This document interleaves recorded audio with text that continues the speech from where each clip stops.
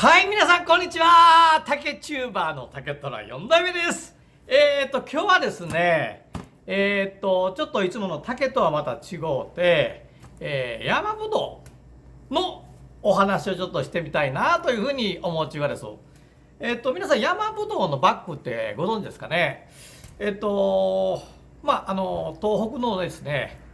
山に行くとこういった山ぶどうのつるというのがあって、それを取ってきてですね、細かく裂いて編み込んだバッグのことなんですけど、これもね、そうです、今から20年30年ぐらい前は割とその安価に、たくさんあったものが結構最近人気が出てですね、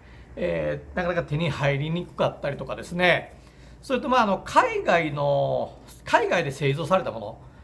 特に中国なんですかね、中国の材料を中国の方が作ったようなもの、あるいは、日本の材料を使って中国の方が作ったようなものと、いろんなそのものがたくさんあってですね、で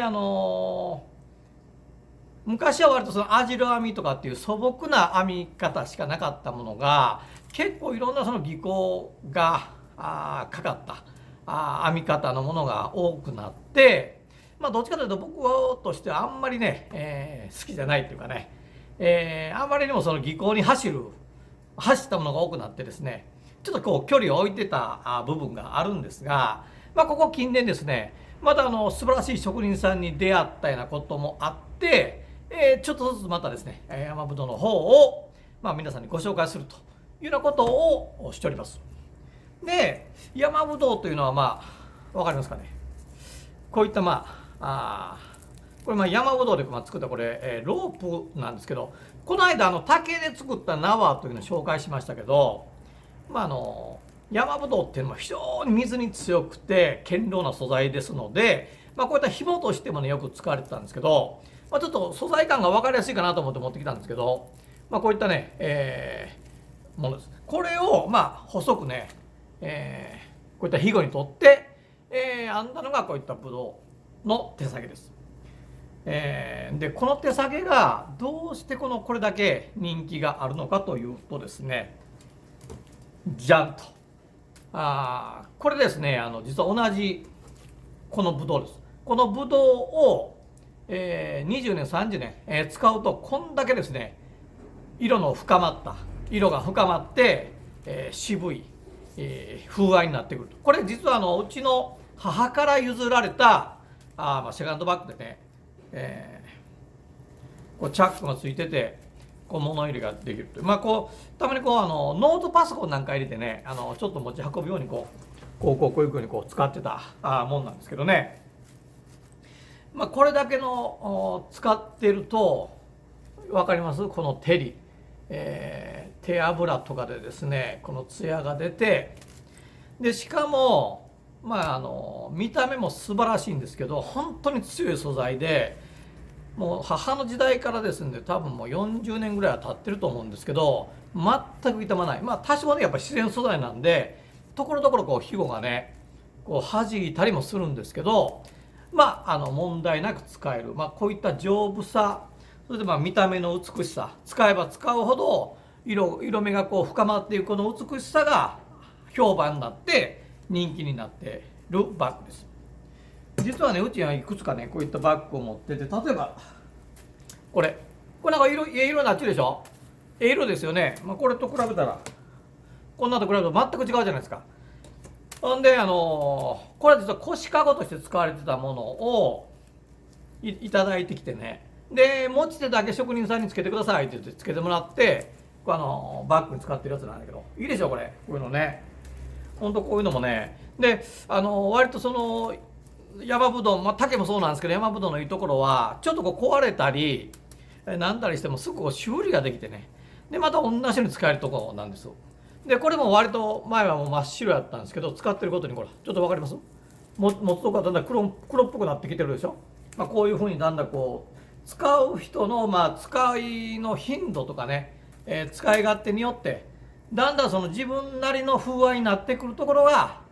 竹のカバンなんかと竹の手提げカゴバッグなんかと同じようにね、人気のあるとこなんかじゃないかなと思ってます。いいでしょうこれね。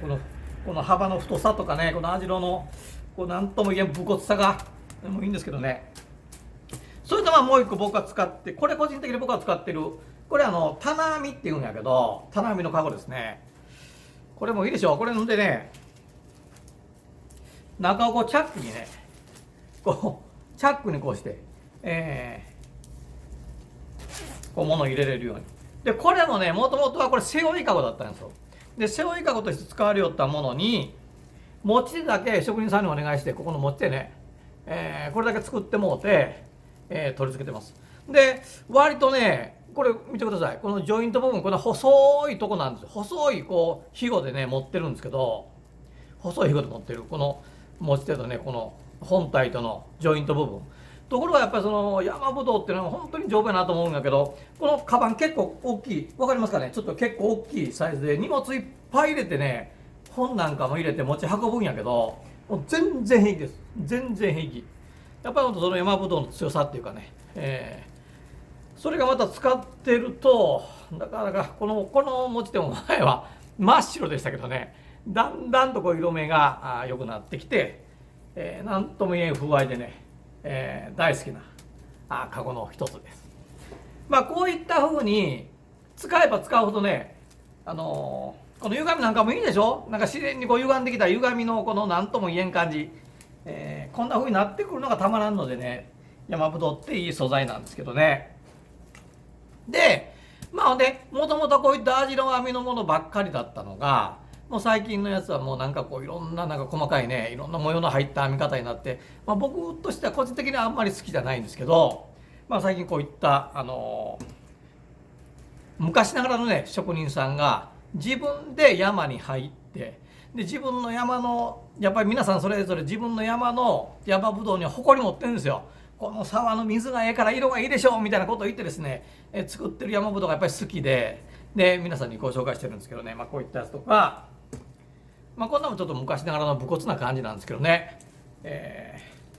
この作りがちょっと荒い感じなんですけど、これがまた日本の昔ながらの手作りという感じで大好きなんですよね。で山ぶどうを選ぶときに多分皆さん思われるのが、その値段のことじゃないかと思うんですよ。その山ぶどう自体もちろんその国産の山ぶどうっていうのは値段って割と高いもんなんですけど、実はでも海外で作られたようなやつも全然その10万オーバーぐらいで平気で売ってますので、ただ値段だけで選ぶっていうのはまた危険なのでね、そのあたりもよく考えて、ちゃんとしたところで誰がどこの山でどういうふうなやつで作ったのかっていうことを知って使われた方がていただきたいなと僕は思ってるんですけどね。まあ、そういった意味でね、これわかります？この形ね、丸い形でいいでしょう。これもね、東北のおばちゃんが作ってるバッグなんですけど、もうこの可愛い形、なかなかこういうのはないですね。これは昔ながらの職人さんが使ってるんですけど、まあ、僕が形がねちょっと定番以外の形で、好きだなと。せいぜいこの辺りまでですね。だけどこれは特にこの丸みを帯びた形、それとこういった途中のところのひごは細くて、この四隅だけねこういったちょっと太めの幅広の山ぶどうを使ってる。まあこういったこのコントラストっていうかね、こういった変化っていうのもすごい面白いし、形も面白いし、これすごい人気で、もう出来上がればすぐ売れてしまうという形の山ぶどうです。これないですよ、ほんと。ね、これ使ってる使うほど。ね、こんな色になるんやから、こんな色に。いや、で、それが、本当娘さん、それからお孫さん、本当親子3代にわたって十分使えます。十分使える。まあ、僕も本当にね、これ、お母さんから譲られて使ってますからね。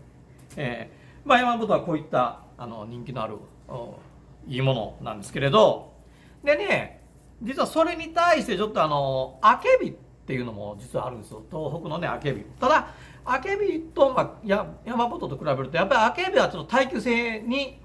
劣りますね。やっぱりちょっと割れがあったり折れたりとかっていうことがあります。で実はこれあけびのバッグなんですけど、これあけびの表皮と表皮を裏返して、ご存知の方はよく知ってると思うんですけど、こういったコントラストでね、あけびのバッグはこういうなんかこう市松模様的なバッグが結構多いんですけれど、ところがこれなんで紹介したかというとね、この職人さんはねすごいんですよ。でバッグのやっぱ一番傷むところってここなんですよ。このジョイントのとこね。うちにこの修理が来るのもほとんどここですから。でやっぱりその山ぶどうとくるみと比べた場合、圧倒的にやっぱり山ぶどうが強いんですよ。でここです。これ全部そのくるみで作っちょりますけれど、このジョイント部分とこの中身では